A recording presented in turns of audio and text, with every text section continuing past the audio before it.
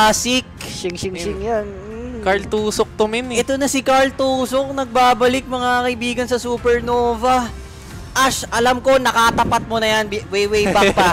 Yang Carl Tusok, men, gusto ko mamarinig mismo sa ano mo, sa mga labi mo, sa mga boses mo. Kamusta kalaban ang Carl Tusok ni Carl TZ? Mahirap talaga kalaban yung link ni Carl Tusok eh. Parang pag nakita mo na pinik niya yan, parang alam mo na, alam mo na sa sarili mo, ay panalo na sila. Parang gano'n yung nasa pero laban pa rin. Laban pa rin. Tapos si Daddy JP, nagtigril pa. Ayun. Isa to sa mga pinaka nakakaurat na hero sa ngayon mga kaibigan. Pero ang sagot naman ng Mad Bulls is going to be Thams and Valentina Oblivion. Anong mga ano mo dito? Anong mga thoughts mo dito? Well, for the side of Mad Bulls, ang ganda ng versatility nila going into this game number 2. May pick-off sila coming from Hayabusa with the Ugi Shadow Kill. Tapos pwede nilang i-IMU lang yung implosion na manggagaling dito kay Daddy JP. So, may setup din na pwedeng gawin dito yung Mad Bulls natin. So, di ko masabi kung ano, depende pa sa playstyle ng mga teams natin. Pero for the side of Mad Bulls, this is a better team composition para sa kanila. Nako, makikita nga natin yan as we head on to our game. Team Liquid PH versus Mad Bulls. Game number 2, Casters. Pasok. Okay, tingnan natin kung magiging sweep ba ito o makakabawi ang side ng Mad Bulls. Siyempre, huwag niyong kalimutang i-download ang 1xBet para malaman nyo kung talagang 2-0 na ba to. Kayo na ang humusga kung magiging 2-0 ba to. Kayo na ang bahala. Oo, kayo na ang bahala. Sabi nga dito ni Kiluwash. Nakikita natin dito sa top yung nangyayari. Uy, nako. Parang mabilisan lang yon.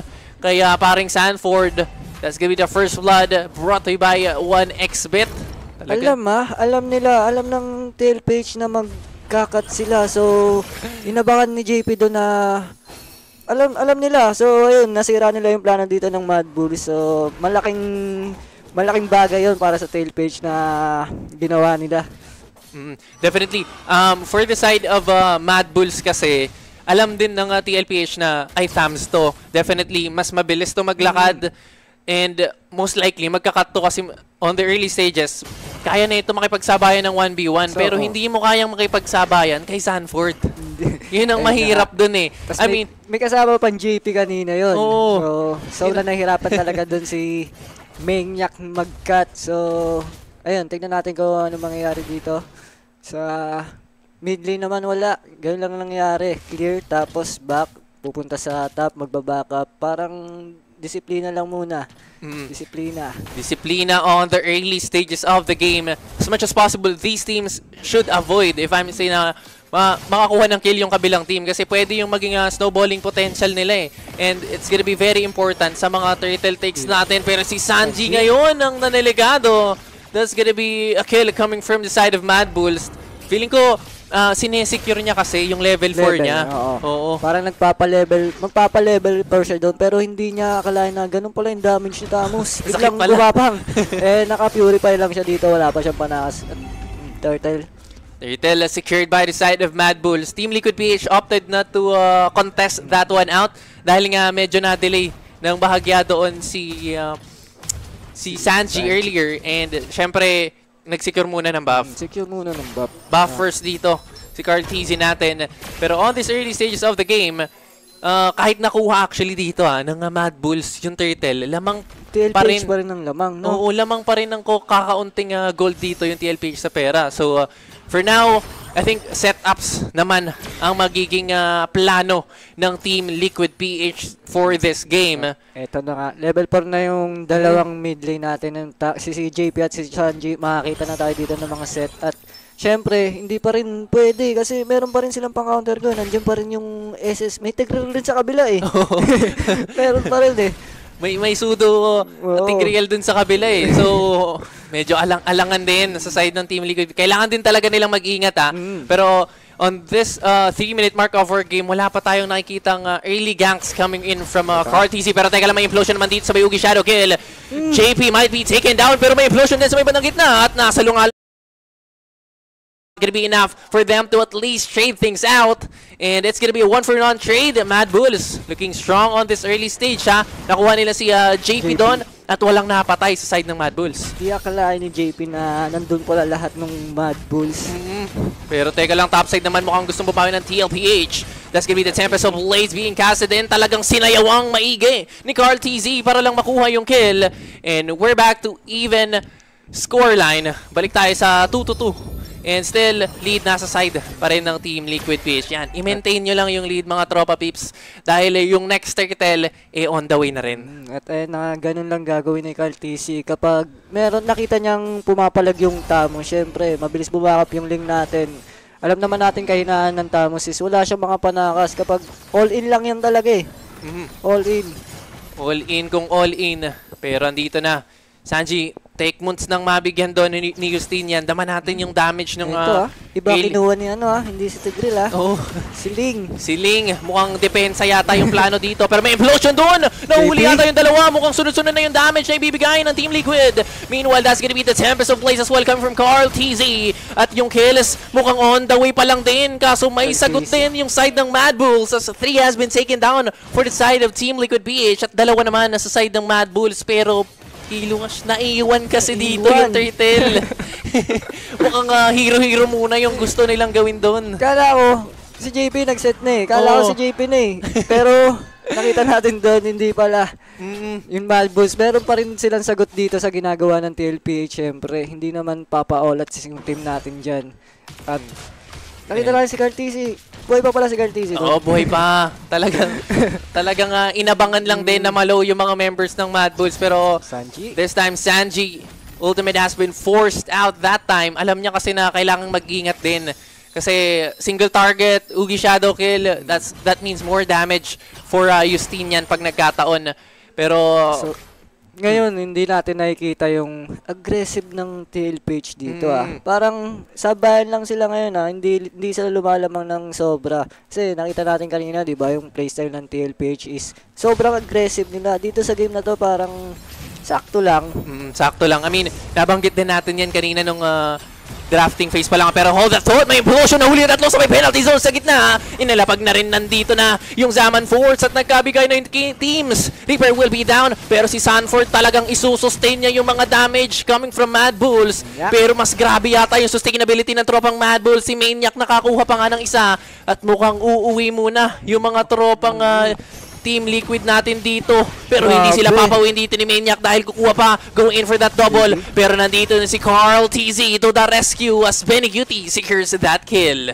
Nakikita natin dito si Thomas na ginagawa niya talaga yung trabaho niya na sustain mo lang lahat. Sustain mo lang. Yung makakakampi niya na bahala pumatay. Pero si Benny dito, maganda yung pwestuhan niya. Nakakasayaw siya eh. Parang nakaka-preach siya dito. Parang hindi pa siya napapansin. Wala bang mapapansin sa kanya dito? And actually, for the side of Mad Bulls kasi, kung titingnan natin yung composition nila, konti lang din yung crowd control. So, freely makakasayaw si Benny Cutie dito. Pero, in a cost na, kaya niya bang saluhin yung damage na ibibigay ng Mad Bulls? Parang yun yung pambawi ng Mad Bulls eh. Sige, pwede kang mag-Zaman Force dyan. Pero, ang problema, may sustainability kami, plus may damage kaming pwedeng iba to. Pero, speaking of damage, konti na lang, makukuha na yung turtle natin. At yung damage talagang nahuhuli. Si Lovely doon. Pero implosion, nahuli ata rin yung tatlo. Pero siya ang naging kapalit noon. Medyo nahuli nga lang yung damage coming from the side of Team Liquid PH. Pero yung Zaman Force by Tempest of Blades. A double for Carl TZ this time. At mukhang hindi pa siya tapos. Si Dote ang kanyang magiging susunod na target. Finch Boys, Defiant Sword. Kung ano-ano pang ilalapag nila. Sinagot lang ng like and pounds. Pero wala yung panapat sa tusok ni Carl TZ.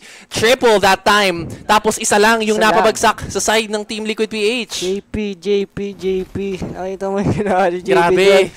So, ayun, doon sila lumamang ng sobra dahil kay JP, napakaganda nun. So, hindi nila akalain na meron pa palang ganun si JP. May tinatago pa palang ganun. So, nabigla dito yung Mad Bulls. Outcome kill. Oo. Speaking of bigla, nako, mukhang mabibigla dito si Lovely. Na-deny yung kanyang Earth Shatter at talagang sasayawan yan dito ni Benny Cutie.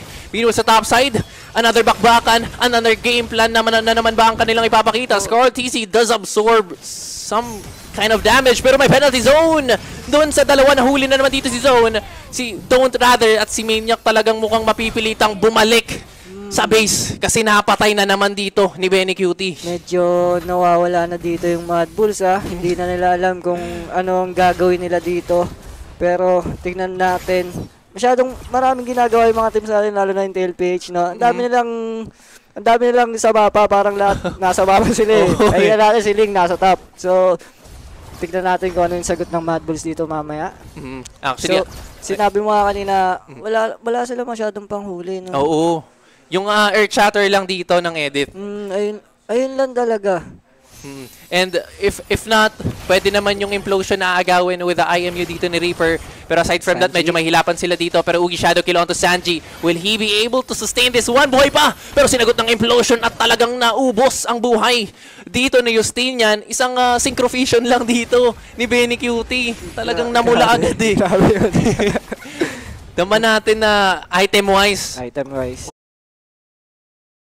And with that being said, yung bot side inner turret natin napabagsak at Lord na ang call dito ng TLPH natin. Malinis na Lord. Walang kaagaw sa Lord dito ang TLPH at kaya mag-aantay na lang sila dito na mag-respond yung Lord. At tingnan natin kung kaya na nila tapusin. Pero sa tingin ko, hindi pa eh. Kaya pa to eh, no? Kaya pa ng Mad Bulls to eh. Tingnan natin kasi kanina, first Lord, tapos na din eh. Pero kaso nga, ayun nga, wala sila masyadong panghuli sa Ling. So, mga chacha dito si Cartesi ng maganda. Oo, talagang dance showdown ang ipapakita nila dito. May concealed play coming from side of Team Liquid PH. So may pasok, yung implosion nakuha dito yung dalawa. Talaga namang pinaulanan na ng mga bala dito yung side ng Mad Bulls. Tamang sayaw na lang dito si Carl TZ with the penalty zone dun sa may bandang gitna. Like and Pounce will be the answer coming from Dawn, but it's not gonna be enough as a trade of kills. Naku, 3-1. Ito na ata. Naku po. Mukhang tama ka dun na First Lord lang ulit matatapos ang ating game. Pero tingnan natin, si Don't depensa lang. Depensa muna. At parating naman na yung mga kampi niya dito. Pero tingnan natin kung ano pang magagawa nila. Kahit 5 sila eh. Oo, kompleto. So tingin mo hindi pa tatapos? Tingin ko ito na eh. Ito na ba? Oo, kahit wala siguro si Cartesi kaya na kasi nakikita natin yung ginagawa ni Sanji. Pinupok niya lang ng pinupok yung mga kalaban. Pinupok lang na pinupok. Meanwhile, si Lovely talagang napok ng maigat. Nabigyan ng doon. That's gonna be the Zaman Force at double kill. Triple this time for Carl TZ. It's Justinian na naman ang natira. At talagang alam mo na ang kasunod nito kay Luwash. Ito na ba yun, Justinian? Savage for Carl TZ. Talagang nagpakitang gilas. Ganyan ang lakas ng Pinas. A sweep for the side of Team Liquid PH on this series. Cartesi. Sabi ko na eh. Sabi na nga ba natin mga kaibigan, Carl Tusok is back. Carl Tusok with the Savage, Kilowash, and Oblivion. What a